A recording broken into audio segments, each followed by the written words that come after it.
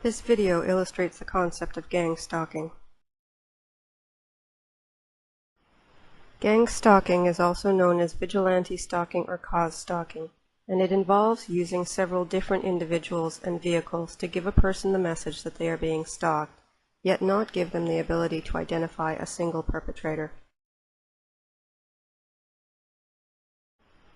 I've just bought a video camera, and this is the first time that I've taken it out. Instead of driving away as I normally would, I sit and play with the zoom on the camera. I hadn't realized the cyclist was sitting at the corner. I actually discovered him after I zoomed in on him. So I decided to sit and keep filming.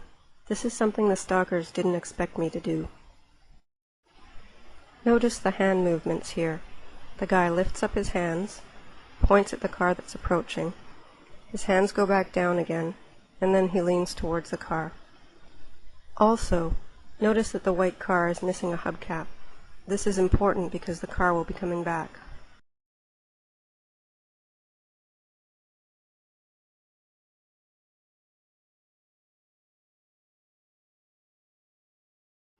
As the ladies approach the corner, there's no indication that they know the guy until they get close to him. Watch as the blonde woman walks toward him, and obviously he says something to her, and she turns around and looks in my direction. The other woman seems to stop herself from turning around completely. The blonde woman points at me. Watch now as the guy on the bike signals someone else. He looks at his wrist as though looking at the time, then turns his palms upward as if to say, "I don't know what's going on." This is just before a cyclist and a car come by.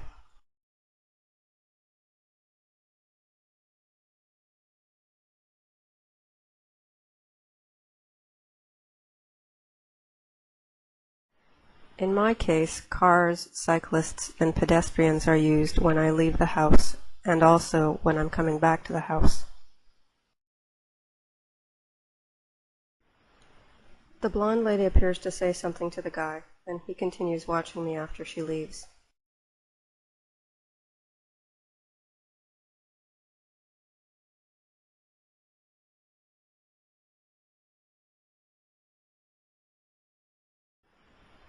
At this point, he scoots down a little so that he's more concealed by the trees.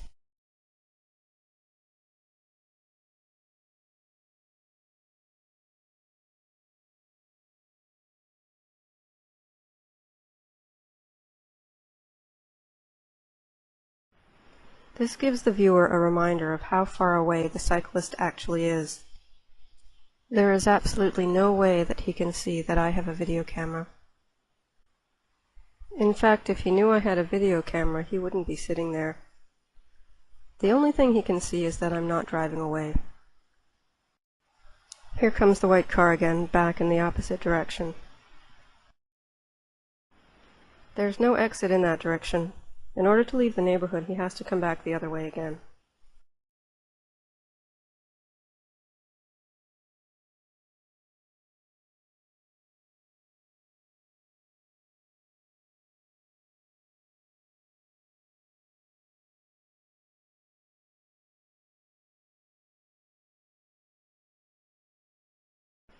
And now a third cyclist is about to approach. And as soon as he comes around the corner, he looks at me, and keeps watching me the entire time.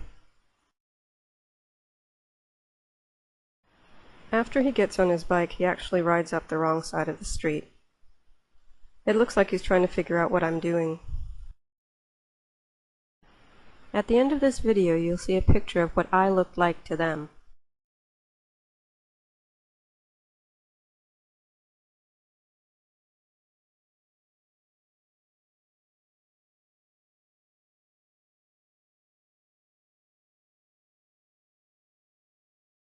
And now a fourth cyclist is about to approach. And here comes the same white car a third time.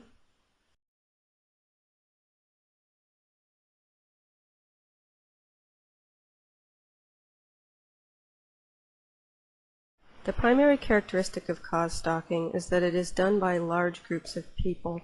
A target will always be followed, but he is unlikely to see the same stalkers very often. The cyclist has now left.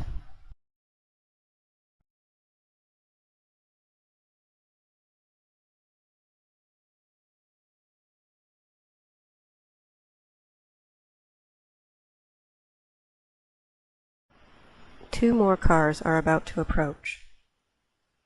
That's 7 cars, 4 cyclists, and 3 pedestrians, not including the kids, on a Tuesday afternoon, within a 5-minute period.